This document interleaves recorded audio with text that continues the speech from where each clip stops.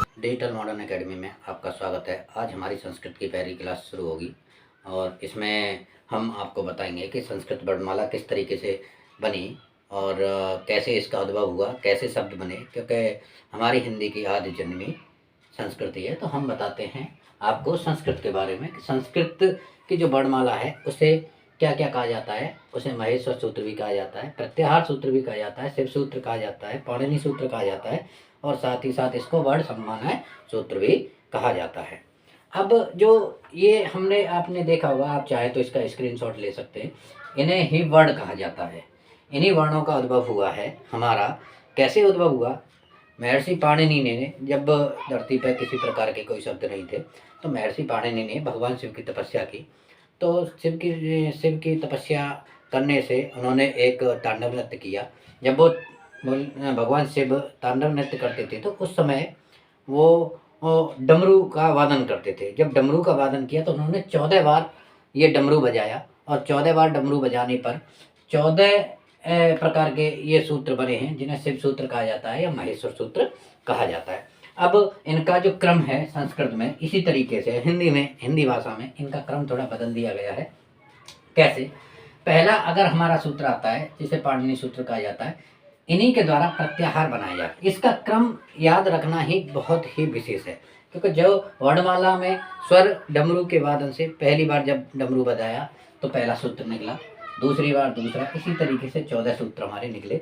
तो एक बार इनको हम देख लेते हैं।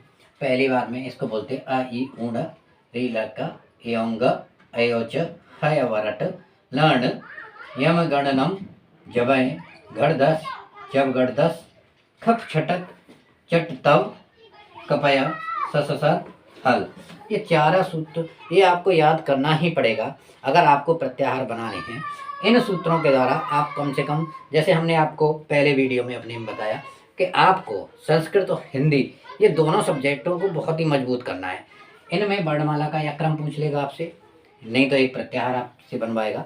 प्रत्याहार भी हम आपको आगे चल के बताएंगे कि किस तरीके से प्रत्याहार बनाए जाते हैं। पहला ये जो टॉपिक है इसको याद करने वाला टॉपिक है। आप सभी लोगों इसका स्क्रीनशॉट ले सकते हैं और इसको बाकायदा 1 से 2 से 3 4 बार इसको लर्न करना है। और लर्न किस तरीके से करना है ये भी हम आपको बता रहे हैं। पहला सूत्र है तो अयोण रीलक एयोंग अयोच हवरट लर्ण यम गणनम जमय गढ़दस जब गढ़दस कब चटत चटतब कपय सससर हल। अब देखिए कुछ चीज़ें ऐसी होती हैं जैसे अ ई उ, ये हमारे खास स्वर होते हैं, तो पहले सूत्र में ऐसे याद हो जाएगा।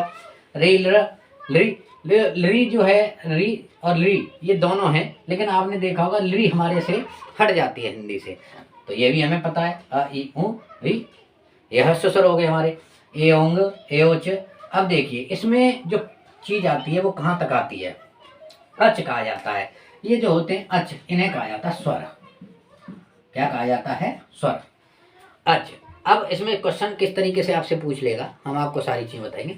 जैसे पूछेगा किस सूत्र से किस सूत्र तक अच कहलाते हैं। अच का अर्थ होता है स्वर, स्वर यानी अच बोलते हैं।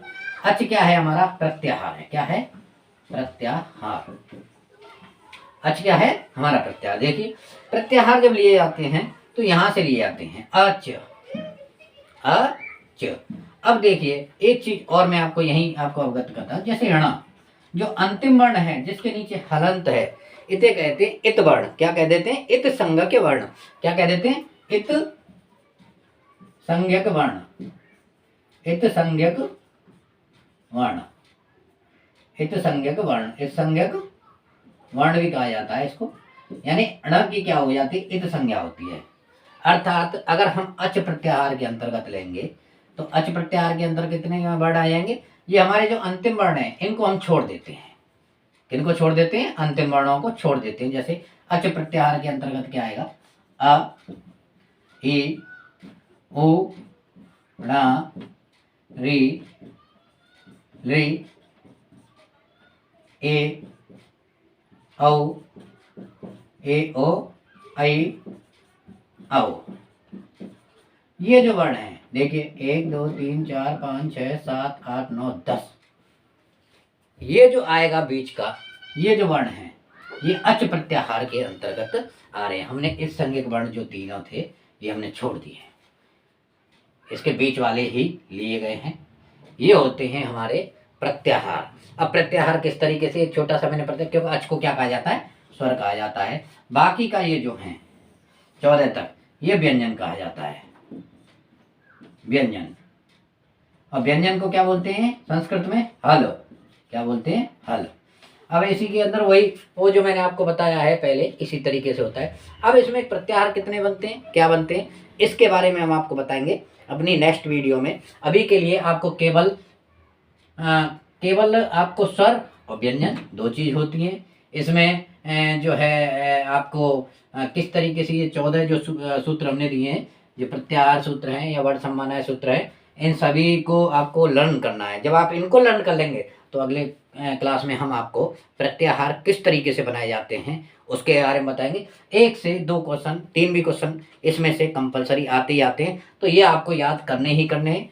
और अगर किसी प्रकार की कोई अगर आपको दिक्कत इसमें लग रही है तो आप कमेंट करके हमसे पूछ सकते हैं। आप हमारी वीडियो को सब्सक्राइब कीजिए, लाइक कीजिए, कमेंट कीजिए। धन्यवाद।